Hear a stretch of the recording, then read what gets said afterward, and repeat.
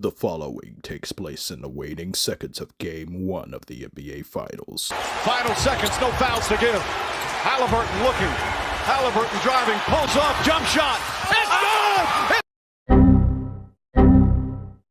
It's good! With 0.3 of a second. How does he do it? It's a great question. The secret sauce today. 18 in that push Corona. Way up out. Rats in a quarter ounce. My dear boy, do you ask a fish how it swims? No. Or a bird how it flies? They do it because they were born to do it. Finals classes. I can't properly act a fool without my finals classes.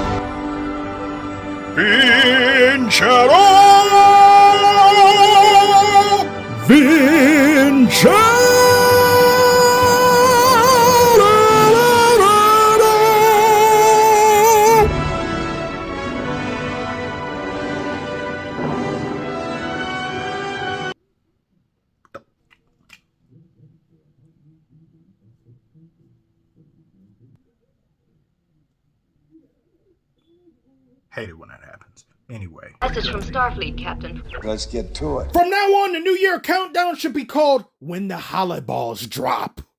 The only way he chokes is if he chokes himself. Pause. Directions, ask him where to go. Sub-Zero?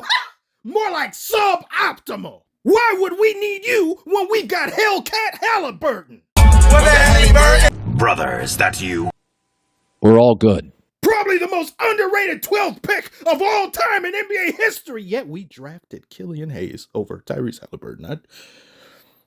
I just killed my whole vibe. Psych! I'm back on your asses! Iron Mike used to be Bronze Mike until Haliburton taught him how to be a killer. He hit Haliburton once, Haliburton didn't flinch. Then Mike said, "I'm profusely sorry for striking you. That day wasn't my intention."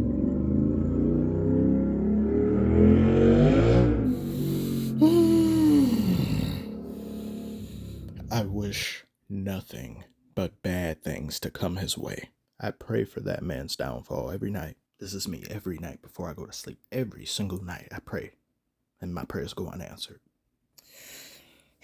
Not only did Haliburton steal game 1, he's stealing my swag too. He thinks he's me, or maybe I think I'm him, I don't know. But these shoes, absolutely not. These aren't it, Chief. And I'm not even a shoe person. The most expensive pair of shoes I've ever had were a pair of Jordans, and they got thrown up on a telephone wire in my old neighborhood in Detroit.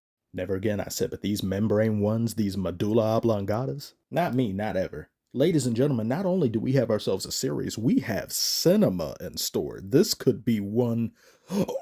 Oh my God. I had a hiccup, or I don't know. This could be one for the books. Did you guys know the Pacers turned the ball over 24 times and still won? OKC stole the ball 14 times to the Pacers 1. Yet they still lost. Made nearly all their free throws, 21 out of 24, and still lost. For nearly every other statistical metric of a team, the Pacers did better than them in the back half of the game. This is scary. This is frightening. If I was an OKC player, not even just a player, just a fan or anything OKC related, the state of Oklahoma should be at DEFCON 1 right now. It's only game 1. No, stop it. You aren't listening. SGA had 38 points. He did what he was supposed to do. He did everything MVP-ly possible this game.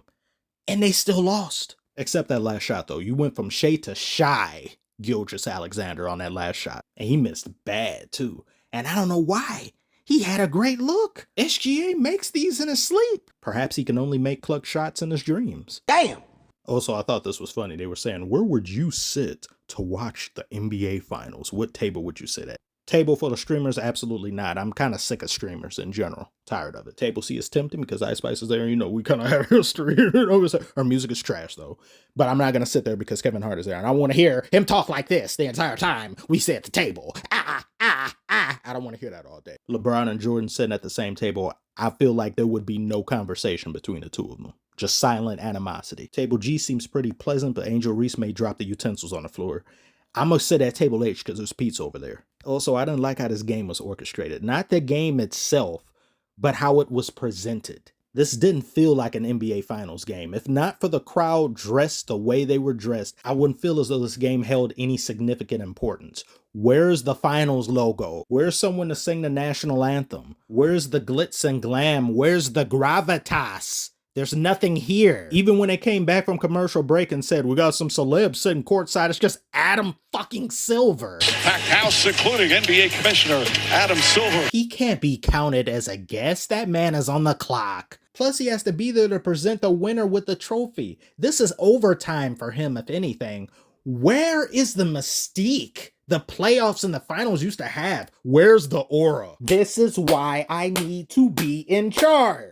We went from beautiful, audacious hieroglyphs like this to YouTube TV. This is so damn ugly. Your average person only has one brain cell anyway, and now you're telling them to divide it 4 ways? Shit. Utter shit. They don't get it. They don't respect nor appreciate the art. Negative aura and negative vision. Well, you go talk about the game, bro. When are you gonna stub your toe on one of these? Shut up. You should know what I'm about already. This happens sometimes, okay? Impatient Patty, you whore. I'm not gonna lie, I'm more unhinged than usual, but it's all that dude on the motorcycle's fault, that motorized bitch. 2-something in the morning, mind you, driving the way he does at this late hour. OKC had that nuclear pest and Caruso out there again, but the Pacers said, that's okay, we got one of our own. TJ McConnell. Seen a lot of Thunder fans trying to cope on social media saying, oh, I'm not worried. This series is wraps. Or is that, how do you lose game 1 at home and just say the series is wraps? So disrespectful, fans are. So disrespectful. Their argument was, oh, look at everything the Pacers had to do, and then we weren't playing our game the right way. Oh, it's just... Do you honestly think the Pacers are going to turn the ball over 24 times again? Are you in absolute blind faith in thinking the Pacers are going to shoot 37% as a team again in the first half? No! None of these teams are going to do that in the first game. First game is going to dictate how the rest of this series goes. Second game, Thunder will make adjustments. I expect the Thunder to win the next game. If you don't win the next game, the series is over. I've said that before in the previous series against the Knicks. And it was just a little bit later than I originally thought, but that series was still over because of the way that game 1 and game 2 went. Game 1 is first impressions. We meet each other. Hey, hello, how are you doing? Let me smack you around here and this and there, little love taps. Second game, adjustments are made by the loser.